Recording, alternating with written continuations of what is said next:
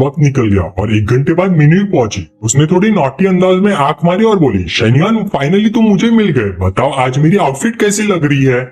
शेन्युआन ने मुस्कुराकर उसके बाल पर हाथ फेरा और बोला, ऑफ कोर्स मेरी मिनू तो हर आउटफिट में अच्छी लगती है। ये कहते हुए मिनू ने खुद को शेन्युआन को पूरी तरह से सौंप दिया। उसे अपनी भाव में जकड़ लिया और पागलों की तरह चूमने लगी। तभी शेन्युआन को मिसलिन का मैसेज याद आया और उसने खुद से कहा, मिसलिन अगर मुझे डेट करना है तो लाइन में लगना पड़ेगा। पता नहीं कितना टाइम बीत गया, बस इतना ही दिख रहा था कि मिनू बेहोश हो गई थी। उसके कपड़े अस्त व्यस्त थे और उसका फेवरेबिलिटी बढ़कर 93 हो गया था। शेन्युआन ने हंसी के साथ सोचा, 91 से 93 पहुंच गया, लगता है 90 के बाद अफेक्शन बढ़ाना मुश्किल हो जाता है और रिवॉर्ड्स भी तभी ज्यादा मिलते हैं, बिल्कुल गेम के डंजन जैसे। ये सोचकर उसने मिनू के गाल पे हल्का सा किस किया और बोला, मैंने कहा था ना तुम्हें घर देखने में हेल्प करूंगा, अगर वीकेंड फ्री हो तो चलते हैं। मिनू खुशी से उसे हक करते हुए बोली, ये love you. Next morning school में जैसे ही मिनू ने डोर खोला और अंदर आई, उसने देखा हर तरफ पोस्टर्स और प्रमोशनल आर्टिकल्स लगे हुए हैं। स्कूल के अकाउंट से एंटरप्रेन्योरशिप जोन के बारे में पोस्ट हो रही थी। एक रेड शर्ट वाली लड़की बोली, आर यू किडिंग मी, हमारे स्कूल के रिच किड्स तो बस पार्टी करते हैं, ये लोग एंटरप्रेन्योरशिप प्रोग्राम में इन्वेस्ट करेंगे, नो वेज। दूसरी ब्लू शर्ट वाली बोली, एग्जैक्टली हमारे स्कूल में ऐसा कोई स्टूडेंट है ही नहीं जो मल्टीमिलियन बैकग्राउंड से हो, ये तो पागलपन है। चेनलिंग जिसे असली सच पता था पर गॉसिप नहीं कर सकती थी, अंदर ही अंदर चुभी सी हुई और बोली, उफ बता भी नहीं सकती, क्या करूं मैं। मिनू ने उसे तुरंत सिग्नल दिया, चुप रहना, शेन्युआन ने मना किया है अभी कुछ बताने से। चेनलिंग ने आंख मारी और बोली, अरे ये तो वैसा हुआ जैसे रात के अंधेरे में शो ऑफ करना, वैसे सच में तुम बहुत लकी हो, गोल्डन टर्टल जैसे शेन्युआन को हुक कर लिया। फिर हंसती हुई बोली, मिनू पूछो तो जरा उससे मेड या सर्वेंट चाहिए, मेहनत कर करके अब मैं थक गई हूँ। मिनू ने हंसकर उसके कंधे पे थपकी दी और बोली, तेरा मतलब है वो लिव इन टाइप वाली नानी। चेनलिंग हंसी और बोली, शाबाश मिनू, तुम्हें क्या लगता है मेरे जैसी लड़की को वो चाहेगा। ये कह के उसने मजाक में मिनू के ट्विन टावर्स पे उंगली से पोक किया और प्लेफुल आवाज में बोली, तू बहुत लकी है मिनू, मैं तो सोच ही सकती हूँ कि वो कल रात कितना खुश हुआ होगा। हाँ। मिनू का चेहरा लाल पड़ गया और वो बोली, अरे नहीं यार, बंद कर मुझे छेड़ना। चेनलिंग रुकी नहीं, उसने अपने टावर्स को मिनू के साथ रब करते हुए स्लाई स्माइल के साथ बोला, तू ही बता सही कह रही हूँ ना मैं। हाँ सही बोला, मिनू ने हेल्पलेसली कहा, तू ना बड़ी एनोइंग है। इसी बीच लाइब्रेरी के अंदर एक टॉमबॉयिश लड़की आई और बोली, यूपिन सुना तूने, किसी ने 10 मिलियन डाल दिए है स्टार्टअप जोन में। यूपिन ने बिना देखे बोला, हाँ सुना मैंने, पर क्या मैं इतनी बेवकूफ लगती हूँ जो हर बात पे विश्वास करती हूँ। टॉमबॉय वाली लड़की बोली, मैं भी यही सोच रही थी भाई, 10 मिलियन कोई छोटी बात थोड़ी है। अगर कोई स्टूडेंट इन्वेस्ट कर रहा है तो उसका फैमिली फॉर्चून तो डेफिनेटली हंड्रेड्स ऑफ मिलियंस का होगा। अगर ऐसा कोई रिच हमारे स्कूल में है ना तो मैं तुरंत उसके लिए पलट जाऊंगी। यूपिन आंखें घुमाते हुए बोली, सपना देखना बंद कर, ऐसे अमीर लोग तेरी तरफ देखेंगे भी नहीं। टॉमबॉय ने गला साफ करते हुए बोला, पर अगर वो इतना पैसा डाल रहा है तो वो तो शो ऑफ करेगा ही ना, इतना रिच होके दिखावा ना करे तो क्या फायदा। यूपिन एग्री करते हुए बोले, बिल्कुल, देखो शेन्युआन को थोड़ा पैसा क्या आ गया, बस उड़ने लग गया, हर दिन नई लड़की, और अब तो बुढ़ियों को भी कैफे खोलने में मदद करता है। टॉमबॉय ने जोश में सिर हिलाया, सही बोली, मैंने पिछली बार उसे थोड़ा सजेशन दिया था और उसने मुझे सिर्फ के सामने इंसल्ट कर दिया, बस उस गंदे आदमी का नाम भी मत ले। तभी पूरे कैंपस में अफवाहें आग की तरह फैल गए, कोई मानता कोई नहीं, सबके अपने अपने थियरीज थे super hit second generation student के बारे में।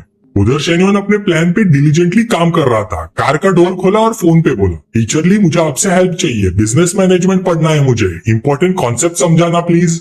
ली जाओ थोड़ी सस्पिशियस हो गई, शेन्युआन अब क्या करने वाले हो तुम। शेन्युआन सीट बेल्ट बांधते हुए बोला, मैं सीरियसली पढ़ना चाहता हूँ टीचर। ली जाओ थोड़ी डाउट के साथ बोली, अच्छा जी ठीक है देखते हैं। शेन्युआन ने तुरंत ऐड किया, वैसे मैं तुम्हारे घर के पास ही हूँ। ली जाओ घबरा गई, मेरे घर के पास, तुम फिर कोई गड़बड़ करने तो नहीं आ रहे।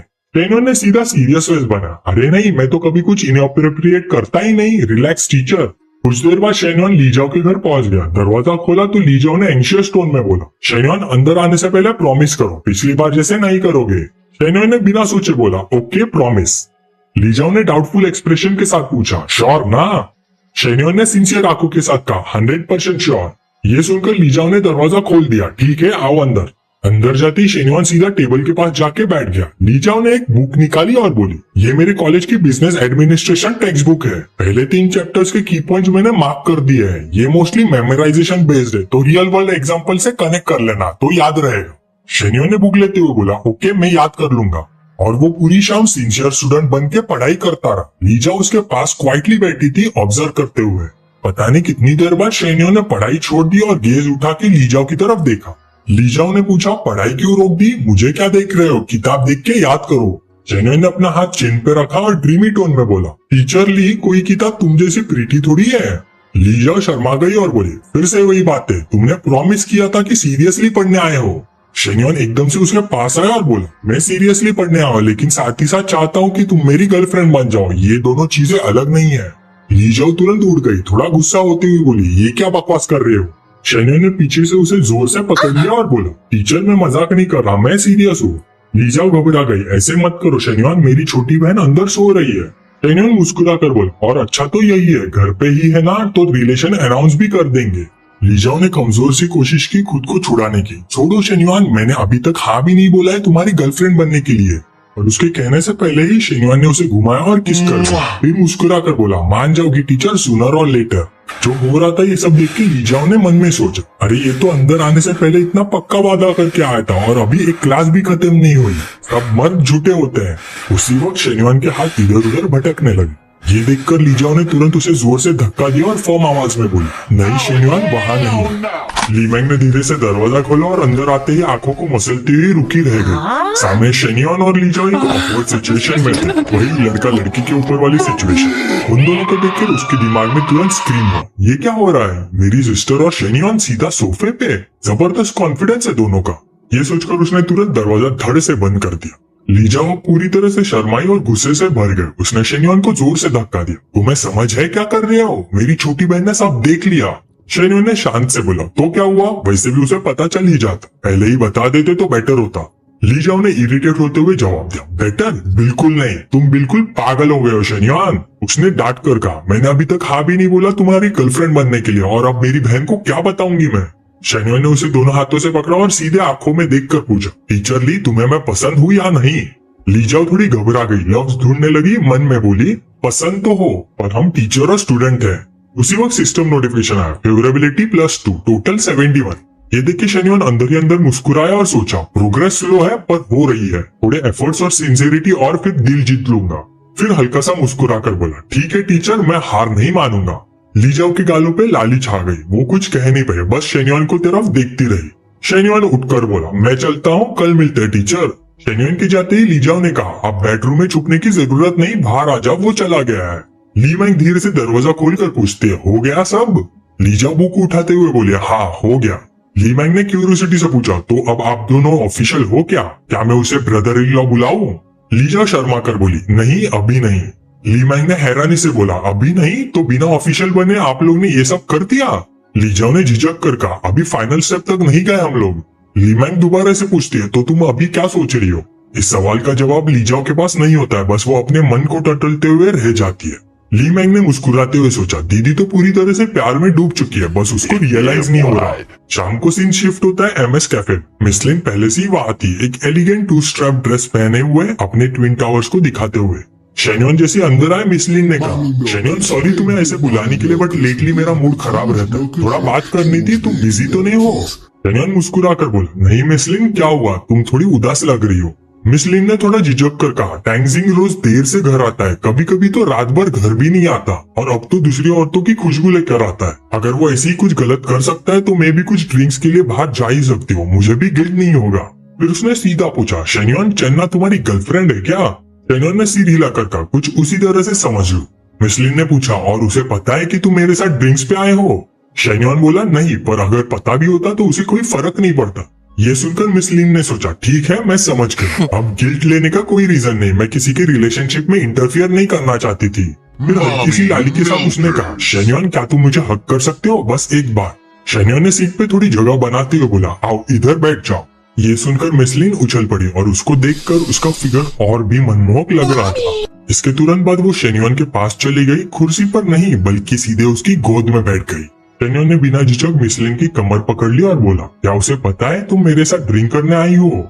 मिसलिन ने उसके गले में हाथ डालकर उसके पास आके कहा, उसका नाम मत लो, और उसके होठों पे एक इंटेंस किस दे दी। शेन्युन थोड़ा हिल गया, सोचा यार नाना के कैफे में दूसरी लड़की के साथ थोड़ा गिल्ट हो रहा है, पर क्या करूं, कोई भी इसे रेजिस्ट नहीं कर सकता। फिर उसने मन में कहा, जो होगा देखा जाएगा, मैं स्कमबैग सही, पर अब सोचने का टाइम नहीं। जैसे ही वो उसकी ड्रेस का बकल खोलने वाला था, उसका हाथ तेजी से नीचे उस प्रॉमिस लैंड की ओर टटोलने लगा। मिसलिन रुक गई, अपनी आखिरी शर्म को संभालते हुए उसका हाथ पकड़ते हुए बोली, नहीं तुम नहीं कर सकते। शेन्युआन ने पूछा, क्या हुआ, तुम मुझे शाकाहारी बनाने वाली हो क्या?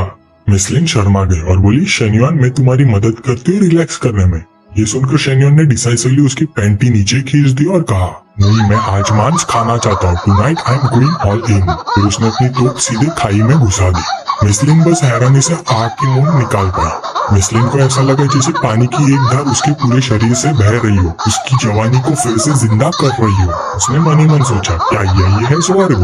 आधे घंटे बाद भी मिसलिन उस एहसास से नहीं उबर पा रही थी, लगातार मौन कर ही जा रही थी। बाद में शेन्युआन ने अपने छोटे भाई की ओर इशारा करते हुए कहा, इसे मेरे लिए साफ कर दो। ये सुनकर मिसलिन तुरंत घुटनों के बल बैठ गई और उसके बाद चाटने वाला दृश्य, नहीं हम इसे छोड़ देते हैं। शेन्युआन के चेहरे पे खुशी देखकर उसे मन ही मन कही हुई एक बात याद आई, यंग लड़के शादीशुदा औरतों को अप्रिशिएट नहीं करते और युवतियों को खजाना समझ लेते हैं। मिसलिन अभी भी उस आफ्टर ग्लो में डूबी हुई थी। उसने हाथ बढ़ाकर बचे हुए लेफ्ट ओर को चाटा। उसके चेहरे पे परम आनंद का भाव था और उसके सिर के ऊपर फेवरेबिलिटी स्कोर 63 दिखने लग गया। उसके बाद सिस्टम का नोटिफिकेशन आया, कांग्रेचुलेशन होस्ट 5 एनपीसीज के साथ फेवरेबिलिटी 60+ रीच, मिशन कंप्लीट। रिवॉर्ड में मिला effective study card into 2, steel pack exchange card into 1 और perfect life lucky wheel into 2। शेन्युआन खुशी से सोचता है, वाह सिस्टम सिर्फ फेवरेबिलिटी नहीं बल्कि एनपीसी काउंट भी ट्रैक करता है। फिर वो स्टडी कार्ड देख के एक्साइटेड होता है, बस 1 घंटे में पूरा बुक याद, अब तो बिजनेस एडमिनिस्ट्रेशन के पेपर्स भी इजी हो जाएंगे। उसके बाद वो लकी व्हील चेक करता है, प्राइजेस में attribute points, real object, cash और मे बी एक लड़की भी। शेन्युआन हंस पड़ता है, बस यही तो चाहिए था। थोड़ी देर बाद मिसलिन ने अपने बाल पीछे किए और मुस्कुराते हुए बोली, लगता है तुम बहुत खुश लग रहे हो, आज का वक्त सच में अलग था, मैं भी खुश हूँ। शेन्युआन एक पल के लिए चुप हो गया, फिर मिसलिन पलट कर बोली, चलो अब चलते हैं, मुझे घर जाना होगा, अगली बार मिलेंगे तब कंटिन्यू करेंगे। शेन्युआन ये सुन के चौंक गया और उसने सोचा, नेक्स्ट टाइम मतलब ये लॉन्ग टर्म चाहती है क्या? रात को घर लौटकर जब वो कपड़े बदल रहा था, एक नोटिफिकेशन आई। ऑनलाइन कुछ लोग उसके जी क्लास के बारे में मजाक उड़ा रहे थे। कमेंट्स में लिखा था, कोई स्टूडेंट जी वैगन चलाता है क्या? पूरे झूठे क्लेम्स है ये सब। शेन्युआन ने ये सब पढ़ते हुए मुस्कुराते हुए कहा, डाउट्स ही तो डिबेट और बस क्रिएट करते हैं। और रिप्लाई में कहा, कुछ इन्फो लीक कर देना, जैसे मेरा डिपार्टमेंट और ईयर, पर नाम मत बताना। ओइंगजी ने टेक्स्ट करके कंफर्म किया, ऑलराइट समझ गई मैं। शेन्युआन ने फोन साइड में रखा और सोचा, प्रोजेक्ट का काम बाद में देख लेंगे, पहले देखते हैं सिस्टम ने और क्या सरप्राइजेस रखे हैं। उसने सिस्टम पैनल खोला और तुरंत एक नोटिफिकेशन पॉपअप हुआ, you currently have 2 lottery draws, would you like to draw now? Shenyuan बोला, यस। सिस्टम ने तुरंत अनाउंस किया, कांग्रेचुलेशन होस्ट, आपको यंकी अर्बन एरिया में 500 मीटर्स का एक शॉप मिला है। रिवॉर्ड्स क्लेम करने के लिए 1 हफ्ते के अंदर यंकी बिजनेस सेंटर विजिट करें। ये पढ़कर शेन्युआन की आंखें चमक उठी, वाह ये तो यंकी गार्डन का स्ट्रीट फेसिंग शॉप है, शिनचेन का सबसे हाई एंड एरिया, अगर बिजनेस नहीं भी खोलूं तो भी रेंट से ही काम चल जाएगा। थोड़ा सेलिब्रेट करते हुए उसने कहा, अभी एक ड्रॉ और बचा है, चलो उसे भी यूज करते हैं। सिस्टम ने फिर नोटिफिकेशन दिया, congratulation host, you have received 2 physique attribute modification chances. Shenyuan ने थोड़ा सोचकर अपनी चीन पकड़ी, फिजिक मॉडिफाई करना मतलब अगर मैं वेट बढ़ा दूं तो मिशन कंप्लीट हो जाएगा क्या? उसने अपना एट्रीब्यूट पैनल खोला, height 182 centimetre, weight 70.6 kg, health index 70, body fat 19.5%। मेरी स्लिम टाइप बॉडी है तो बल्कअप करना हार्ड होगा, चलो वेट बढ़ा लेते हैं। सिस्टम ने बताया, एडजस्टिंग स्टैट्स 1%, 3%, 99%। मिरर में देखते ही शेन्युआन का रिफ्लेक्शन बदलने लगा। थोड़ी देर बाद सिस्टम ने नोटिफाई किया, एट्रीब्यूट मॉडिफिकेशन कंप्लीट। वो मुस्कुरा कर बोला, नाइस, अब तो विजिबल चेंजेस दिख रहे हैं, मसल मास बढ़ गया है, फाइनल गोल के लिए थोड़ा और गेन करना पड़ेगा, फिर परफेक्ट फिजिक मिल जाएगा। उसने सोचकर समराइज किया, सिस्टम के 2 क्लियर रूल्स हैं, एक फेवरेबिलिटी बढ़ाने पे बड़े रिवॉर्ड्स मिलते हैं, दूसरा जब कुछ एनपीसी से क्लोज रिलेशंस होते हैं तभी भी रिवॉर्ड्स ट्रिगर होते हैं, मतलब मुझे अभी और एक्सप्लोर करना पड़ेगा और मेरा नेटवर्क बढ़ाना पड़ेगा। फिर उसने सिस्टम रिवॉर्ड्स चेक किया, अब जब मेरे पास high end efficiency study card है तो मैं टीचर के साथ और स्मार्ट कॉन्वर्सेशन कर सकता हूँ और उसे इम्प्रेस कर सकता हूँ। अगले कुछ दिनों में शेन्युआन ने लीजाओ के साथ पढ़ाई की, लू मैंगलू के साथ जिम जाता रहा और चेन्ना के लिए मजराटी खरीदी, खुद के लिए एक G63 ले ली। फिर आए इंटरनेशनल स्टूडेंट जॉब फेयर का दिन। कैंपस में सब लोग या तो मौज में थे या फिर अपॉर्चुनिटी ढूंढ रहे थे। किसी ने कहा, भाई कोई स्टूडेंट जी वैगन नहीं चलाता, 3 मिलियन की कार है वो। दूसरे ने बोला, सुना है स्टार्टअप एरिया का इन्वेस्टर एक बिजनेस डिपार्टमेंट का इंटरनेशनल स्टूडेंट है, जी क्लास ड्राइव करता है वो। कोई और बोला, अरे यार ऐसे झूठ बोलने के लिए कोई पैसे ही नहीं लगते, छोड़ो, फोकस ऑन जॉब फेयर। चौथे ने बोला, जॉब फेयर में मोस्टली शिनचेन के स्मॉल और मीडियम कंपनीज आए।